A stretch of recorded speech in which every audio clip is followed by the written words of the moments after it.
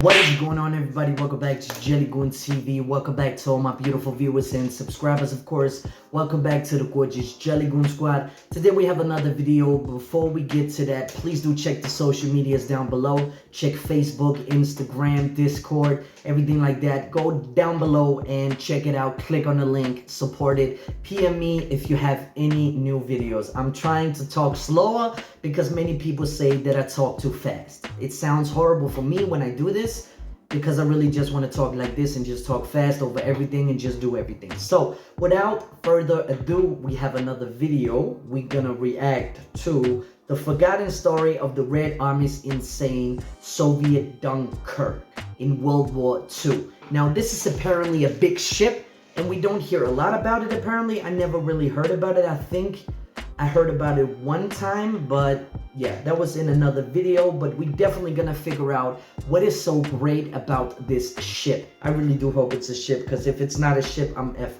But yeah, let's get into this. Let's go.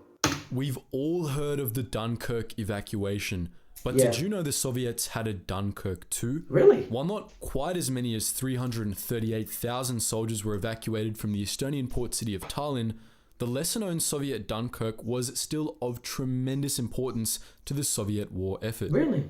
If the Germans and Finns had obliterated the Baltic fleet here in the Gulf of Finland, it would have shifted the weight of the entire war. Really? In this video, we're going to shed some light on this desperate operation, as it's in sore need of it. Wow.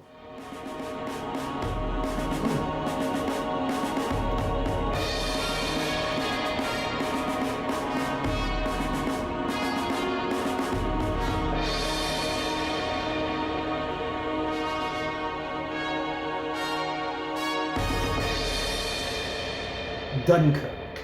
No, it's not Dunkirk, sorry.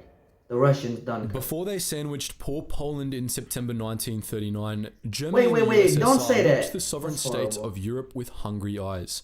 In August, they signed the Molotov-Ribbentrop Pact, which stipulated that Estonia, along with the rest of the Baltic, belonged to the Soviets. When the war kicked off, Estonia didn't want to touch it with a 10-foot pole, declaring itself neutral. Stalin, of course, didn't give a crap. Estonia could give up the goods or suffer the consequences. Whoa. In mid-1940, some 160,000 Soviet troops marched into the country and the Soviet Baltic fleet set up a blockade. Really? Hardly a shot was fired. The Baltic fleet consumed Estonia's navy. Operating out of the capital of Estonia, the port city Tallinn, the Baltic fleet now had a more westward naval base in the Gulf of Finland. Good stuff, right? Well, not for Estonia. In the first year of Soviet occupation, around 8,000 Estonians were arrested. Over a quarter of them were executed inside of the country. What? Others went to prison camps, which was as good as a death sentence in itself. Prison camps does not exist, and Russia did not do this. This is Western propaganda, that's why we talk about it. Every single video on YouTube is Western propaganda, that's why, 100%. Let's go. Stalin's grip on Estonia wouldn't last forever though. In June 1941, Hitler broke the terms of the Molotov-Ribbentrop Pact by launching Operation Barbarossa, his invasion of the USSR. Stalin wept. He wept even harder when he started losing ground to the Germans. So he lost Estonia? Lithuania and Latvia, a large portion of the Baltic fleet concentrated in the port of Tallinn. We're talking between 190 and 225 vessels of various sizes, including the Kirov-class cruiser of the same name. That's a big ship. It was under the command of one Admiral Vladimir F. Tribuz, while the Red Army ground forces in Estonia were led by the fanatical Marshal Kliment Voroshilov. By early August, Tallinn was well behind the German front lines and the noose was closing. A large-scale land-based withdrawal from Estonia was virtually impossible. The 10th Rifle Corps, which was not even at full strength, and an NKVD division were the only ground-based Soviet units ready to go toe-to-toe with the advancing Germans. To supplement these units, some 10,000 sailors of the Baltic fleet took up arms, becoming naval infantry detachments. Wow, really?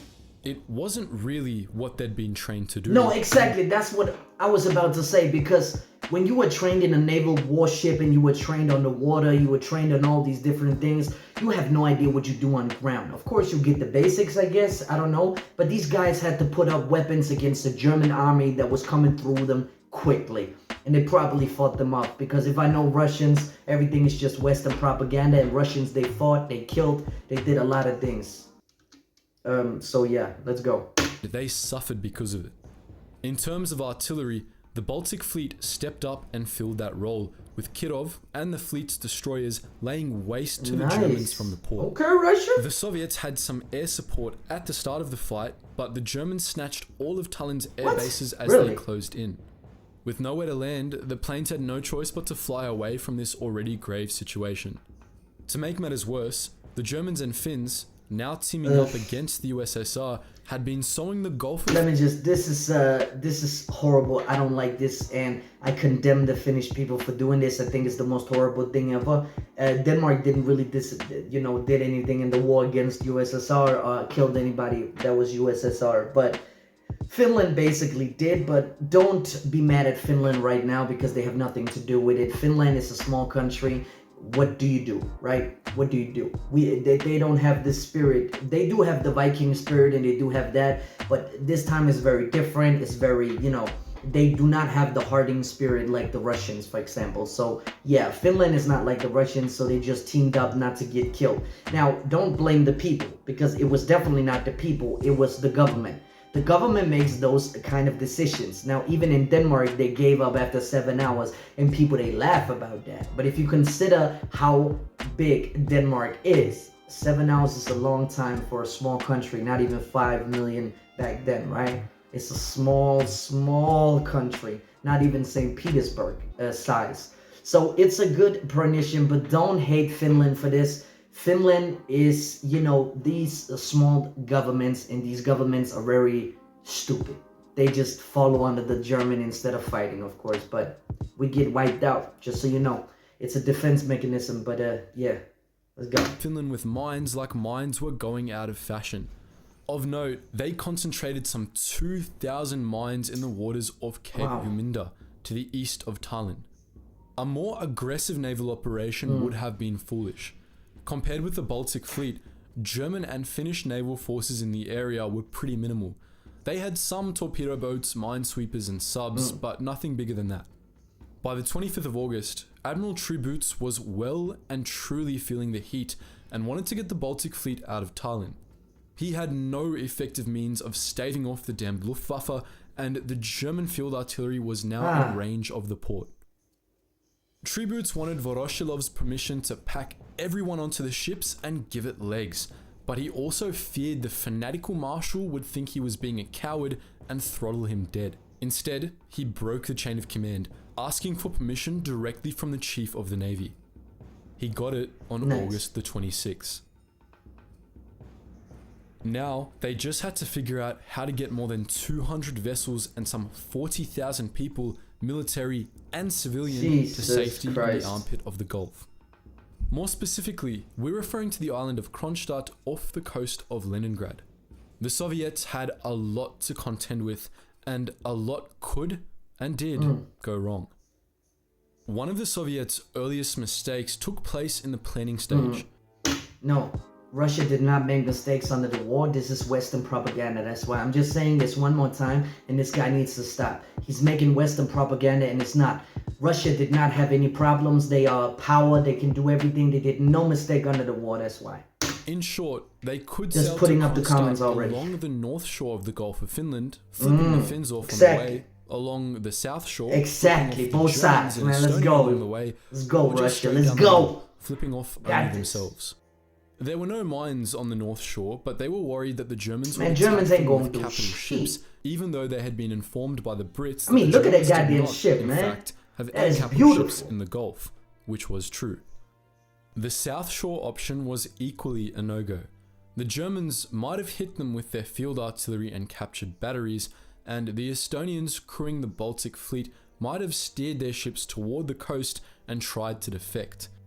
Going down the guts of the Gulf was seeming like a pretty solid option, so that's what they did. Only, if you recall, The Germans and Finns had mined the heck out of those waters. Over the next 5 days, 11,000 to 12,400 Soviet and Estonian military personnel and civilians lost their lives. On Rest the ground, in peace, man. many Soviet troops performed rearguard actions to cover the naval evacuation. They set up barricades in the streets and held off desperate civilians and the German advance until they were captured or killed. At least 1,000 people perished at the port, obliterated by Luftwaffe strafes and artillery. It was absolute madness there. Many people were trampled by the crowds, trying in a panic to board the ships. In Admiral Triboots' words, the whole town appeared to be engulfed in flames, burning and exploding. The chaos didn't end once the fleet set sail though. The Soviets had very few minesweepers, and all the other vessels had to stay behind them while they did what they were designed to do. This slowed the convoy to a speed of around 10 knots. They were easy pickings for the Luftwaffe, and the minesweepers could deal with only so many mines. Some ships freaked out and steered out of the minesweepers' wakes only to run straight into the surrounding mines. Some made it through the chaos by pushing the mines away with poles or even jumping into the water and guiding them away by hand. Straight up warriors. Beautiful, Russia. Tributes Beautiful. recalled the destruction of the destroyer Yakov Sverdlov, a veteran Great War vessel.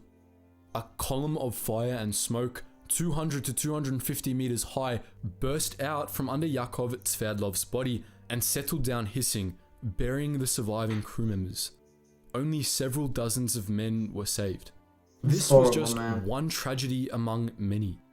Another befell the transport ship Ella, which, carrying over 1,000 passengers, ran into mines and started sinking. The tugboat S-101 attempted a rescue but steered right into another mine and fell to pieces instead. Poor guys, Everyone man. who had been on the tugboat perished, while just 100 of Ella's passengers were rescued in the end. As with far too many evacuees over that 5-day period, many of them froze to death or drowned. Others were crushed by friendly ships trying to squeeze through the floating wreckage. On at least one occasion, word got around that German and Finnish torpedo boats were in the area. Highly strung, the fleet opened fire on a friendly detachment, thinking they were the so-called torpedo boats. Even when the fleet had made it through the minefields, the Luftwaffe didn't let up. They made the rest of the journey to Kronstadt absolute hell. For example, when the Soviets tried to deposit some evacuees on the island of Gotland, which was about halfway, hoping the Germans would target the boats and not the people, the Luftwaffe strafed the island anyway. It seems they had a strict no-mercy policy. Germans are brutal. In the end, while some 12,400 perished running the so-called gauntlet to Kronstadt, as many as 28,000 survived the ordeal. The Soviets also managed to get 163 to 165 vessels to safety, including the carrier Kirov. If she, and the fleet's other capital ships, hadn't reached the waters of Leningrad, the brutal siege of that city might have been even more brutal. The entire war might have been more brutal. What do you think though? Had you heard of the Soviet Dunkirk before this video? How do you think the war might have been different if the Baltic fleet was destroyed in Tallinn? And lastly, do you know anything about the evacuation? Alright, man. So, without further ado, I just want to say, did it make a change? I think it made a huge change, of course, if they didn't have their ships. But if I know Russians, right? Russians will fight to the last breath. They will fight. They will not give up 1 inch without you losing 20 soldiers. Russian spirit are so freaking strong, you have no idea what you're going into if you go into war with a Russian person. Russian spirit are very, very strong. They must have that. Must have that. They are bears waiting in the dark. They're defending their turf. They're defending their territory. Russian people are very strong-minded people and very defensive towards the family and land. Very respect to that. Very respect. And now, I'm marking the propaganda because that's what most people, they will to say. Russia did mistakes under the war, and it's just, you can't debate that. Russia did a lot of mistakes. They did horrible things like Americans did. America did a horrible thing too. They did a lot of horrible things. That is the whole fucking consequence of war, that you do horrible things because your soldiers are out there fighting and everything like that. And for example, with rape on women and everything like that. But let's keep us inside this ship. This is horrible. I am really, really sorry, and rest in peace to all the souls who lost their lives. It's a horrible way to die. I just want to say what a bravery from the people on the ship diving down in the sea. Don't give a damn. Just get those mines away so we can get the civilians out of the way and everything. What a soldier. What a warrior. Man, I'm getting goosebumps. What a freaking god. Like, what a legendary person. Really beautiful. And that's the spirit of the Russian soldier. It really is. Indeed it is. You see it guaranteed in every war, every scenario Russia been through. There's always heroic soldiers. And they don't do it to be selfish. They actually care about the country and they care about Russia. Now, I know you're going to get pissed about the remarks that I made, but I think it's kind of funny that everything is Western propaganda when I watch it on YouTube. I think it's so hilarious, and seriously, I don't know, you should get a life. Like, you should really get a life and stop reading those propaganda Russian books. Russia did mistakes, and that was a mistake, but you know what? Russians, they learn from mistakes. They strive through mistakes. They will change it. In Finland, they make a mistake when they invaded Finland. They did a huge fucking mistake. It was a horrible look for whatever his name was, the president or whatever, the dictator, right? It was a horrible look for him, but Russian people, they defined that. He even said himself, we kind of lost that war, but we learned a lot from that war, how we're gonna do things and how to strategize things. Russia did mistake. Not everything is Western propaganda just because you see it on YouTube. It's not. That's the reason why I hate those comments coming in, like everything that it goes against the USSR ideology, or the reason that USSR won is a fucking, propaganda. I hate it and I despise it so much, but you keep going and you keep doing the same thing by dissing me for not knowing and I'm stupid and everything like that. But if you really want to do that, just do that. I generally don't care. I just wanted to say that Russia did mistake like everybody else does. But rest in peace to all these beautiful soldiers who gave up their life for their beautiful civilian people and beautiful people who's living right now. Not right now, but like lived back then and came to shore. They saved their lives for so many people. And it's beautiful to see. It's really heroic, and they did it not in selfishness. They did it for other people. It's beautiful. It's really beautiful. Anyway, guys and girls, I don't want to fight. I don't want to bring negativity to my channel. Look, I love Russia. I learn about Russia. Sometimes I get mad about Russian comments because they are so annoying. Everything is Western propaganda, but I just don't understand if everything I see is Western propaganda. Instead of commenting all the time, just delete my channel, unsubscribe, don't watch my videos, because I just don't give a fuck about your opinion about the Western propaganda. It's an easy way to win an argument. You're not even winning. You just look stupid, but yeah. Anyway, guys and girls, I love you so much, and thank you for the real good people who comment down below, who really tell it like it is, and who doesn't hate the West, who just, explain the situation, explain their point of view. I really do love that so much, and there's a lot of you, and I love you to death. You are the real, true viewers of JellyGoon Squad, because you have to get both sides of the story, of course, but I just want to say respect to the Russian soldiers, really, from the bottom of my heart. Respect to all the souls who did that. Right. Anyway, guys and girls, you know what time it is. Please do hit the like button down below. Please do subscribe. Hit the notification button to get updated on newest videos to come to this channel.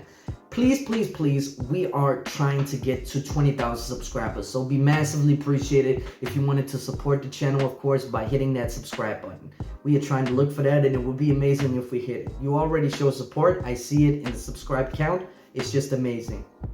Anyway, guys and girls, also please do comment down below what you think about this video. What do you think about this historical battle? Did you think it was a difference between if Russia lost their fleet or, they didn't lose their fleet? And please be realistic. None of this Russian propaganda shit that we can overcome everything and you can do everything. No, you cannot.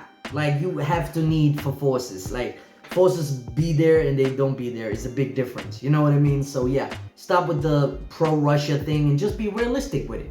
Open up to your mistakes, open up to what will happen. Please, I would love to hear it. I think it would make a huge difference. I don't really heard that much about sea battles, so I don't know if Leningrad had any different with that, but definitely the troops, I heard about the ground troops. But yeah, enough about that. Anyway, guys and girls, I love you so much. Thank you for watching this video, and I'm going to see you until the next one. Peace.